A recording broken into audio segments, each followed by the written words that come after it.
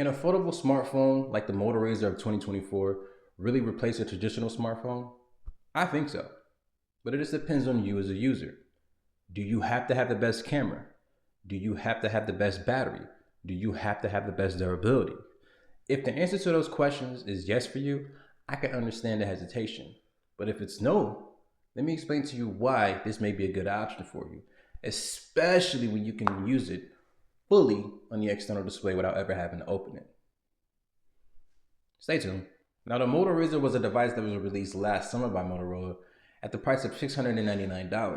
Now, currently you can find it at Amazon, Best Buy, in the price range of between $450 and $499. I believe you can even get it on the Motorola website as well, but luckily for me, I was able to get it at $450. A steal. Now, when I first got this device out of the box, I was so happy to see it because I got it in that spritz orange color, and this color is absolutely beautiful. I gave it the nickname of Fire Orange. It just looks really good. And when you first take the phone out, it feels premium. But you also want to be a little hesitant there because it's going to be a little fragile. Be careful because these things are not the most durable. So you're taking a chance when you actually purchase it. But when I first folded the phone, the hinge and everything felt really sturdy, and I didn't have any complaints in that department. But I am curious to see how it holds up over the next couple months because you know how things are when they're brand new, everything feels good. But then after some usage, things usually break apart. So I'm curious to see how that goes. Now on the outside of the device, you're gonna have a fingerprint scanner that doubles as a power button. You're also gonna have the volume up and down keys with a microphone. And then if you look to the other side, you have a SIM tray slot. And on the bottom of the device, you're gonna have a USB Type-C port, a grill there for speakers, and then a couple additional microphones there. And the exterior display is going to house the 50 megapixel wide camera as well as the 13 megapixel ultra wide. And if you open up the device, you're going to have a 32 megapixel selfie cam. And then along the top of the device is another grill for your speaker because this device does feature dual speakers. Now, the processor inside this device is the MediaTek 7300X, and to my understanding, this is a budget processor. Now, it's paired up with 8 gigs of RAM and 256 gigs of internal storage, and out of the box, this device does come with Android 14. Now, it is a promise to update it to Android 15, so we're going to see if that happens because we all know Motorola's history. So when you first open up the device, you're going to be presented with that beautiful 6.9-inch Full HD display or Full HD Plus. It has the resolution of 1080 by 2640. And the pixel density is 413. Now the external display is the resolution of 1056 by 1066. And the pixel density is the same at 413. So when it comes to watching content in this device, you're never going to be disappointed. It looks really, really crisp. And you also have 120 Hertz for the internal display, and the external display is going to show you things at 90 Hertz. Now this device does get really bright if you have it in the adaptive brightness mode when you're outside. If the sun directly hits it, it gets pretty bright. Now overall, when you don't use that mode, the phone is still pretty bright nonetheless, but yeah, you're not gonna have any trouble with visibility out there in the sun. Now the battery is gonna be 4,200 milliamp hours, and I was actually surprised that they were able to get a battery that size in this device here. It's kind of cool when you think about it. But it is going to have the capabilities of charging at 30 watts, and you also have 15-watt wireless charging. So yes, as I said earlier, the device does have Android 14 on it, and you also get some customizable features from Motorola, which is a really cool thing. You're gonna have the chop action that they've been doing for a very long time, and you're gonna have the twist action for the camera. You also get some cool features with the external display. Things that I use a little bit, but I don't use it too much, but it is nonetheless cool. You also have an always-on display on the external display, which is cool. Only thing I don't like about that is the fact that you can't control the brightness of it. So at night when it's fully bright, it can be a little annoying to the point where you want to face the phone down. So that's one thing that you should keep in mind. And you also have a cool feature where you can actually swipe up on the fingerprint scanner and swipe down, and it will pull down your notification panel, which I think is pretty cool and useful. Just because of how long and narrow the screen is, it's a little hard sometimes, even with me having big hands, to actually hold it with two and actually have to swipe down with my finger. I could just hold it with one hand and just literally just swipe down. Come on, work.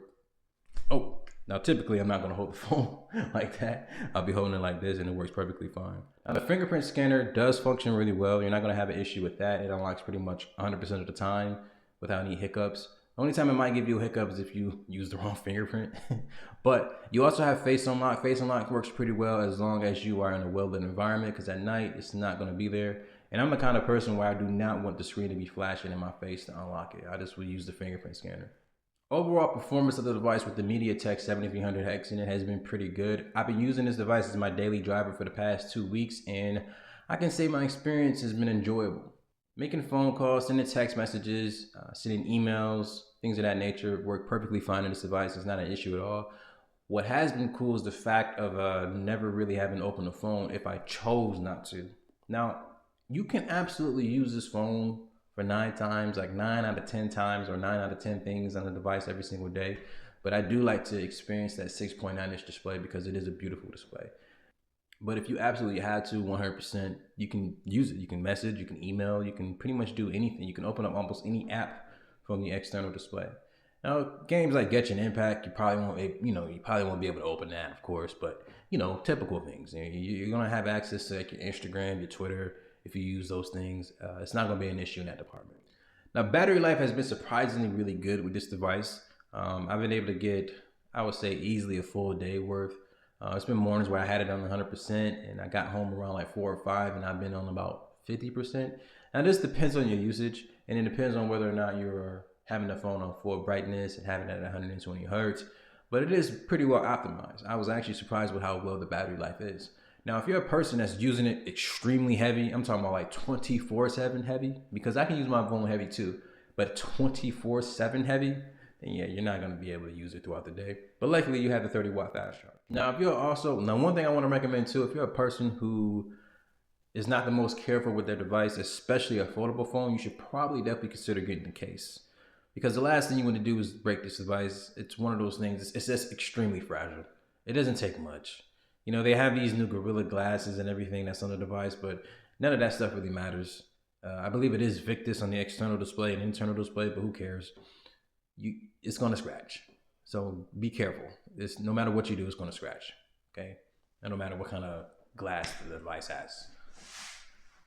So now the cameras. The camera, like I said, is a 50 megapixel wide and a 13 megapixel ultra wide.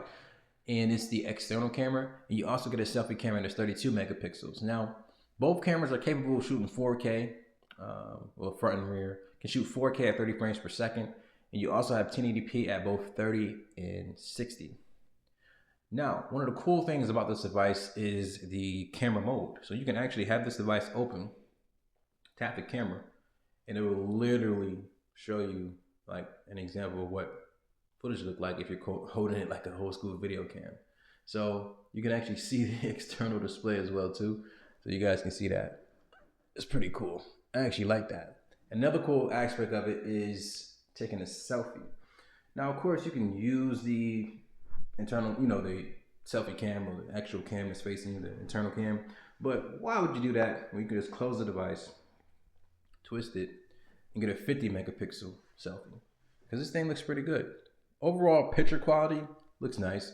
Video quality, it's decent. I got other devices here that I'm just used to. It gets the job done. It's not the best camera in the world, but it's definitely not the worst. Well, overall, if you want to take a quick picture, take a macro shot, you shouldn't have any issues at all with this device. And to throw this in there, I think the camera on the Moto G Stylus 5G 2024 is actually a little bit better than this one. Might be a hot take, but I think it's a little bit better than this camera here. It just functions better. I don't know. Maybe it's just me. So as far as connectivity, as I explained earlier with you guys, making phone calls and things like that, because I do have this on Verizon, you're able to connect to 5G, no issues. You do have Wi-Fi 6 on the device, and you also have Bluetooth 5.4, which I think is my first experience with it. It may not be, but basically you can control audio volumes for 2 different things at the same time. So if you're on a phone call with someone, you can actually go to YouTube and play the video while you're on the phone with them. So things like that. It's pretty cool. I like it. You also have NFC if you want to do like transactions at your local gas station or your local grocery store. You can just bring your phone and not have to bring your wallet. That's a pretty cool feature as well. I just wonder how they were able to cram all that stuff into this device because it does have a pretty slim profile when you look at it. Yeah, this thing looks really good, man. As far as the cool factor, this definitely passed the cool factor test. And for one, a lot of people, because I have people already do it to me, they just ask me, man, like, how does that thing work? I'll be scared to hold this. It's like, yes, I'm scared to hold it too, just as much as you are. But I love technology, like mobile phones and things like that, so much that I'm just willing to put myself out there and just use the device and see what happens. Now, I haven't bought anything that's $3,000, because those type of phones are just way out of my budget. But I do like to experience it when I can. So I can say overall, I haven't had any issues with the hinge and the durability of the device because I do have a case. But I think I'm going to start rocking this without the case. That's how confident I am with me holding on my phones. I think I'm going to start rocking this without the case because the leatherette back feeling of the device, feels pretty good in the hand and it's pretty grippy. But I want people to see that color. That's a big deal for me. I want people to be able to see that color. So I can definitely recommend this smartphone to anyone who's looking to get into the foldable smartphone market and actually get used to the form factor. Now, one thing too, I'm excited about this device or case that's coming out pretty soon. It's called Clix, and it's supposed to be a case where you can actually get access to a fully physical keyboard, and it just straps right onto your device. And it's supposed to work for the Razer 2024, so I'm definitely gonna get my hands on that. But in the comment section below, let me know, do you guys want to see anything specific in the future with the Moto Razr 2024? Also, like this video, subscribe to the channel, all that good stuff. And I'll see you guys in the next one. Peace.